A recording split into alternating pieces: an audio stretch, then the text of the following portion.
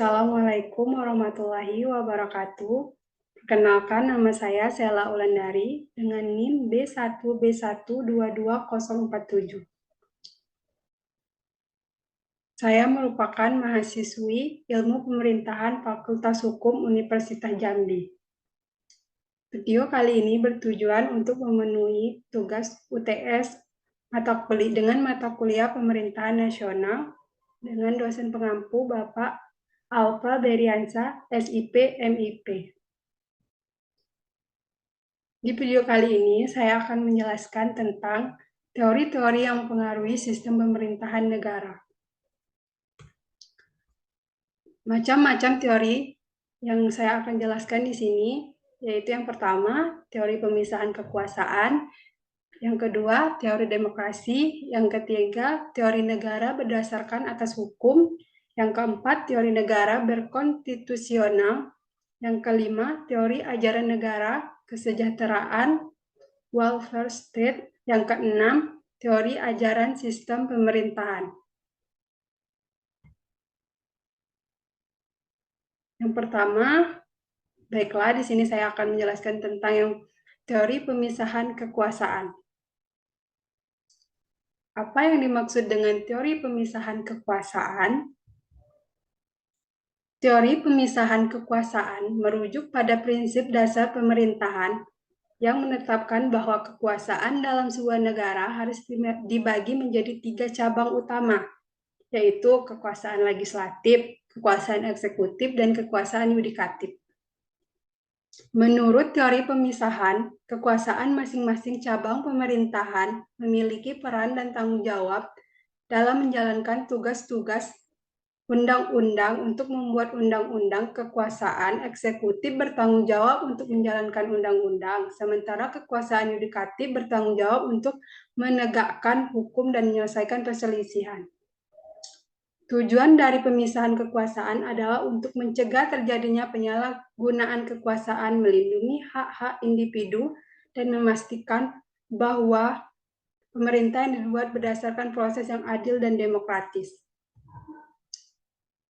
Latar belakang munculnya teori pemisahan kekuasaan. Teori pemisahan kekuasaan, trias politika, pertama kali diperkenalkan oleh filsuf Prancis, Charles de Montesquieu, dalam bukunya yang terkenal The Spirit of the Laws. Teori ini berasal dari pengamatan Montesquieu terhadap sistem pemerintahan Inggris pada abad ke-18, di mana kekuasaan dibagi antara 3 cabang pemerintahan, yaitu ada legislatif, eksekutif, dan yudikatif. Beberapa tokoh teori pemisahan kekuasaan. Yang pertama, ada John Locke, filsuf Inggris yang juga berpengaruh dalam pembentukan teori pemisahan kekuasaan. Dia menulis tentang hak asasi manusia dan pentingnya kebebasan individu dari pemerintahan. Yang kedua ada Charles de Montesquieu, filsuf Prancis yang dikenal sebagai Bapak Pemisahan Kekuasaan. Montesquieu menulis buku The Spirit of the Laws yang membahas tentang trias politika. Konsep teori pemikiran tentang pemisahan kekuasaan dari filsuf politik Montesquieu dalam bukunya The Spirit of the Laws yang diterbitkan pada tahun 1748. Menurut Montesquieu, pemisahan kekuasaan adalah prinsip penting dalam sistem pemerintahan yang efektif dan bebas korupsi. Montesquieu menyatakan bahwa memisahkan ide pemisahan kekuasaan kemudian diadopsi oleh para pendiri negara.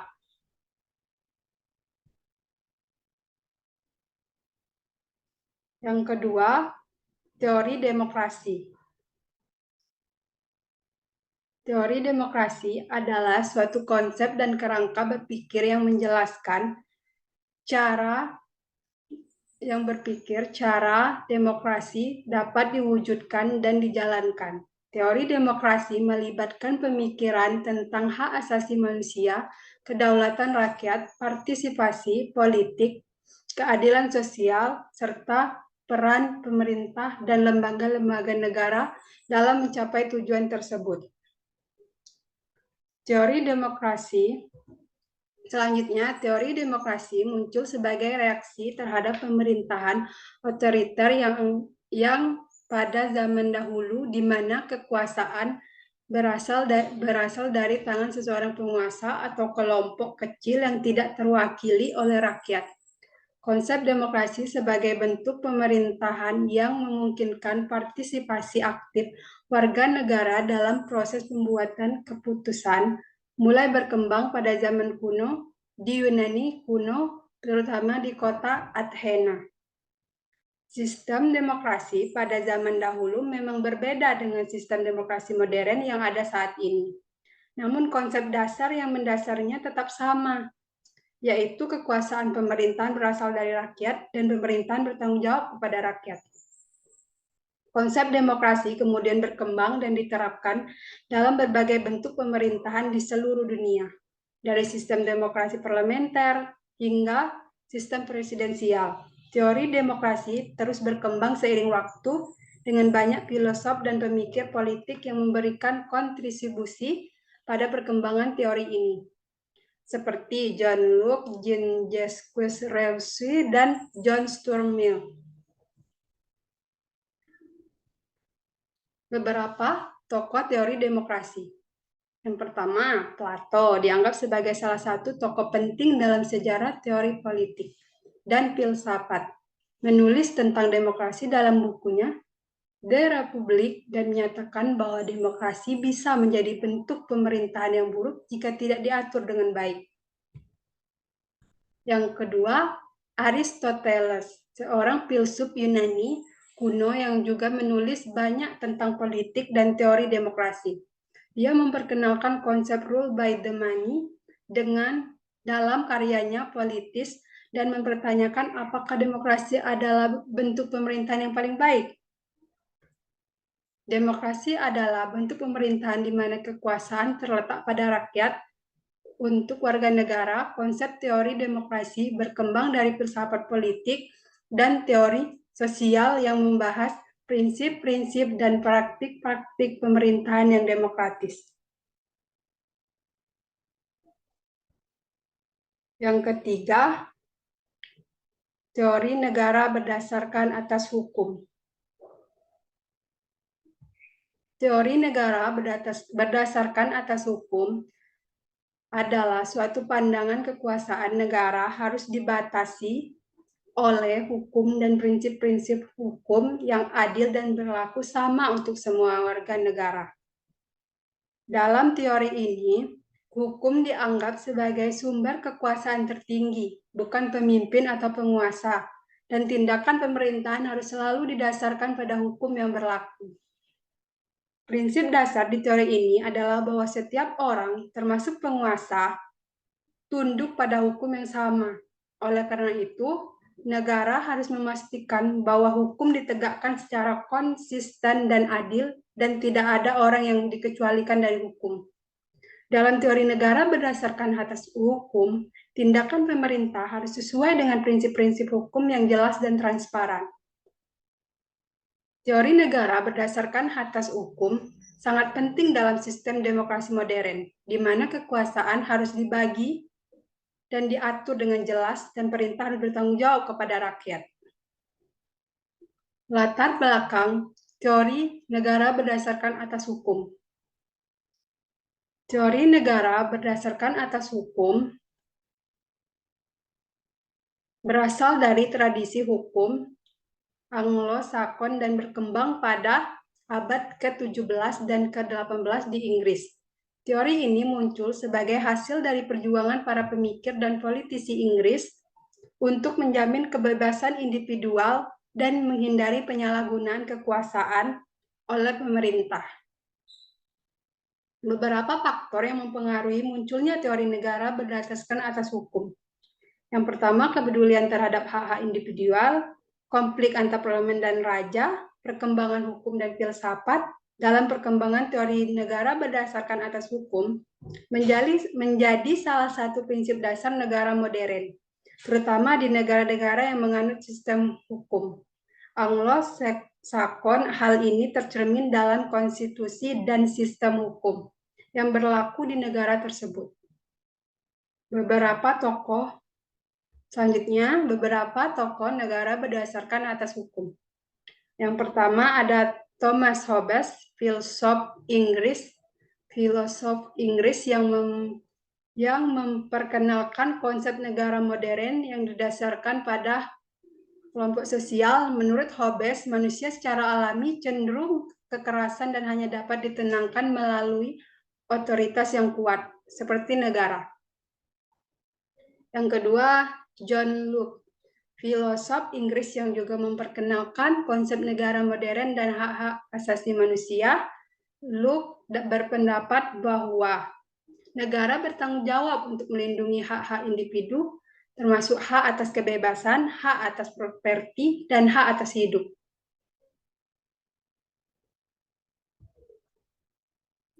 Teori negara berdasarkan atas hukum atau yang disebut dengan negara hukum adalah konsep teori yang mengutamakan kedaulatan hukum sebagai landasan utama dalam berbagai aspek kehidupan bernegara. Konsep ini berasal dari filsafat hukum dan menekankan bahwa hukum harus menjadi pijakan utama dalam mengatur kehidupan bermasyarakat, berbangsa, dan bernegara.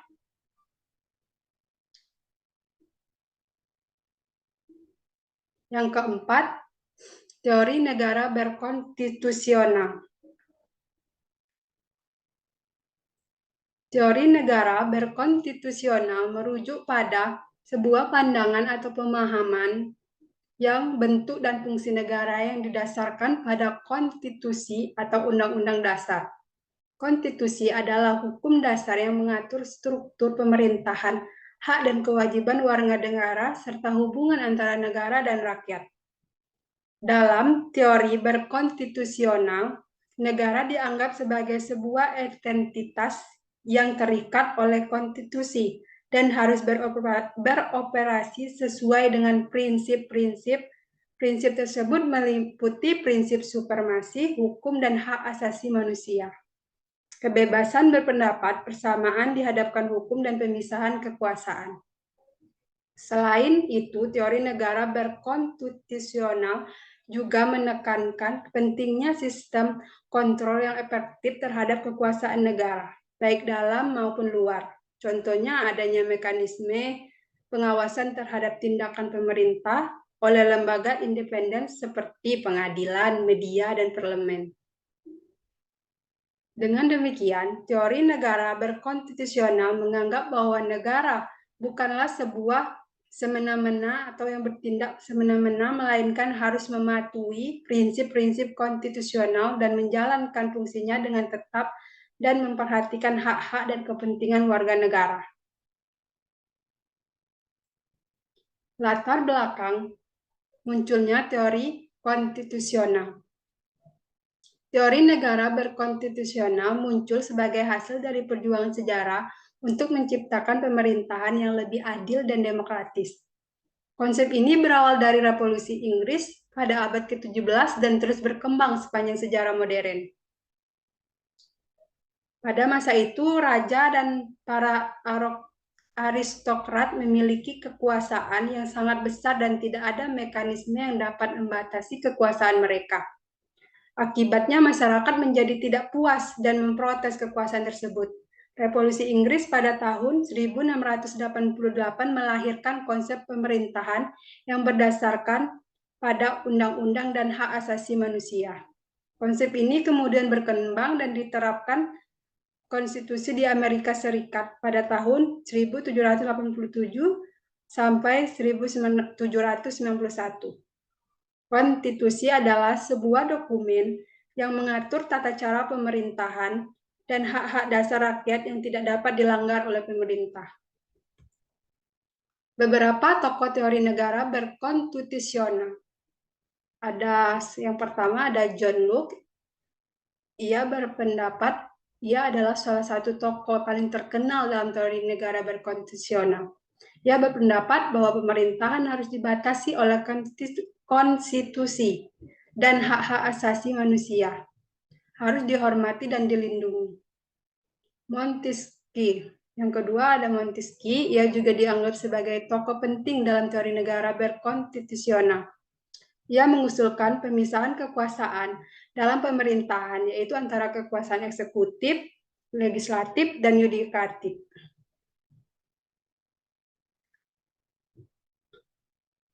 Konsep teori berkonstitusional berkaitan dengan studi tentang hukum konstitusional dan konstitusionalisme. Teori berkonstitusional melibatkan pemahaman tentang bagaimana konstitusi berfungsi sebagai hukum dasar sebuah negara, bagaimana konstitusi membatasi kekuasaan pemerintahan, dan bagaimana konstitusi melindungi hak-hak individu.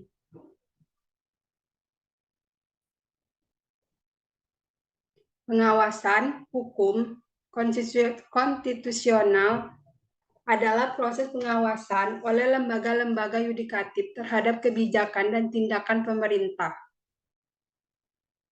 Hukum konstitusi dianggap sebagai hukum dasar sebuah negara. Hukum konstitusi menetapkan struktur pemerintah, hak-hak individu, dan kewenangan pemerintah. Hukum konstitusi juga menentukan mekanisme perubahan konstitusi. Sebagai hukum dasar, hukum konstitusi memiliki status yang lebih. Yang kelima, teori ajaran negara kesejahteraan. Negara kesejahteraan atau welfare state adalah sebuah konsep dalam ilmu politik dan ekonomi yang menggambarkan sebuah negara yang bertanggung jawab untuk memberikan perlindungan dan kesejahteraan bagi warganya. Teori ajaran negara kesejahteraan welfare state teori mengacu pada kumpulan gagasan, prinsip, dan pandangan yang berkaitan dengan bagaimana negara dapat mencapai tujuan ini. Menurut teori ini, negara bertanggung jawab untuk menyediakan berbagai program sosial seperti program kesehatan, pendidikan, perumahan, dan keamanan sosial untuk membantu warga mencapai kesejahteraan ekonomi dan sosial. Negara juga diharapkan untuk memastikan bahwa kesenjangan sosial dan ekonomi di dalam masyarakat tidak terlalu jauh di dalam masyarakat. Ia memberikan perlindungan sosial bagi warganya yang membutuhkan. Latar belakang teori ajaran negara kesejahteraan. Teori ajaran negara kesejahteraan welfare state muncul pada abad ke-19 dan ke-20 sebagai tanggapan terhadap ketidakadilan sosial dan ketidakmerataan ekonomi yang terjadi selama revolusi industri di Eropa dan di Amerika Utara. Para pemikir dan aktivis sosial seperti Bert Reich dan Sidney Webb, William Bever, dan John Maynard Keynes mengamati bahwa ketimpangan ekonomi dan sosial yang parah menyebabkan menderita dan ketidakadilan bagi masyarakat yang lebih miskin. Para pemikir ini memperjuangkan ide bahwa pemerintah harus memainkan peran yang lebih besar dan menyediakan jaminan sosial dan ekonomi bagi rakyatnya, sehingga negara dapat membantu meringankan beban kemiskinan, mengurangi kesenjangan sosial, dan meningkatkan kesejahteraan umum. Selain itu, para pemikir ini juga harus percaya bahwa negara harus terlibat dan mempromosikan pendidikan, perumahan, kesehatan, dan pekerjaan yang layak bagi semua warga negaranya.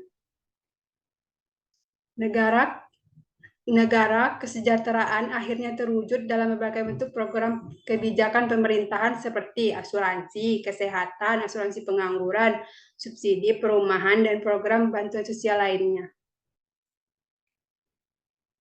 Negara kesejahteraan atau welfare state adalah konsep yang menekankan peran negara dalam memberikan perlindungan sosial dan kesejahteraan ekonomi bagi warganya. Konsep ini menekankan Pentingnya kesetaraan sosial dan ekonomi, serta bahwa negara harus bertindak sebagai penjamin hak-hak dasar warga negaranya, seperti hak atas perumahan yang layak, pendidikan, dan layanan kesehatan. Ajaran negara kesejahteraan berasal dari pemikiran ekonomi Keynesianisme yang menekankan pentingnya intervensi negara dan mengatasi masalah ekonomi dan sosial, seperti pengangguran dan ketimpangan sosial ekonomi. Negara kesejahteraan juga didasarkan pada prinsip solidaritas sosial, di mana prinsip solidaritas sosial di mana saling membantu atau sama lain mencapai kesejahteraan bersama. Negara kesejahteraan memiliki beberapa elemen, antara lain sistem kesejahteraan sosial, sistem kesehatan nasional, sistem pendidikan yang merata, regulasi pasar tenaga kerja. Negara kesejahteraan telah diterapkan di banyak negara seperti Swedia, Denmark, Norwegia, dan Finlandia. Meskipun memiliki beberapa kritik, konsep ini dianggap berhasil meningkatkan kesejahteraan ekonomi dan sosial di negara tersebut. 6. Ajaran yang keenam, teori ajaran sistem pemerintahan.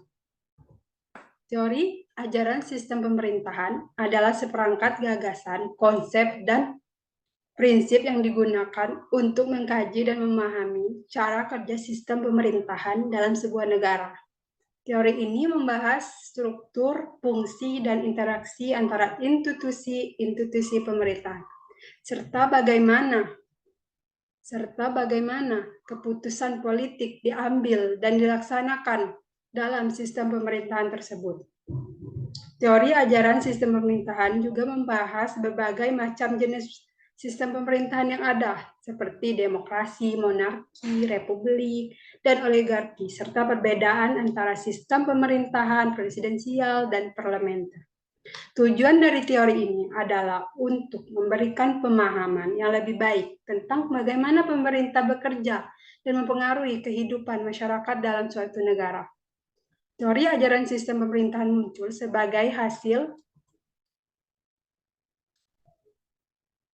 Teori ajaran sistem pemerintahan muncul sebagai pemikiran tentang bentuk-bentuk. Teori ini berkembang seiring dengan sejarah perkembangan sistem pemerintahan di berbagai negara di dunia. Beberapa tokoh berkontribusi dan mengembangkan teori ajaran sistem pemerintahan.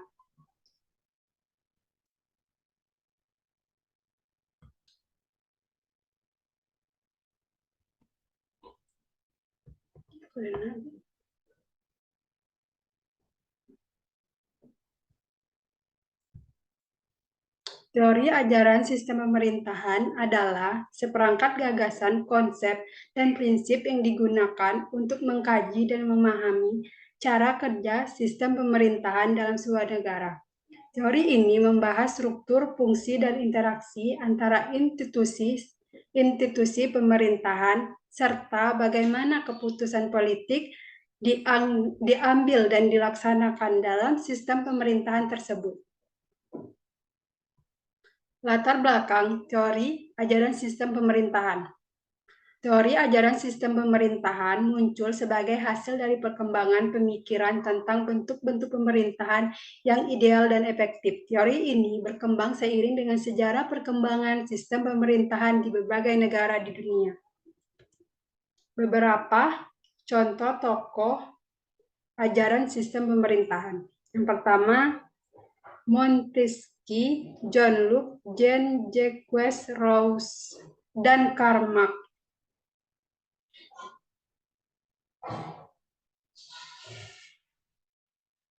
Sistem pemerintahan adalah cara atau metode yang digunakan dalam mengatur suatu wilayah atau wilayah. Terdapat beberapa konsep teori atau pemikiran ajaran sistem pemerintahan yang menjadi dasar dalam pembentukan sistem pemerintahan suatu negara. Di antaranya adalah metode yang digunakan dalam mengatur sistem pemerintahan. Di antaranya adalah monarki, demokrasi, totalitarisme, otoritarianisme, federalisme, dan lain-lain. Itulah yang dapat saya sampaikan. Saya ucapkan terima kasih. Lebih dan kurangnya saya mohon maaf. Saya akhiri. Wassalamualaikum warahmatullahi wabarakatuh.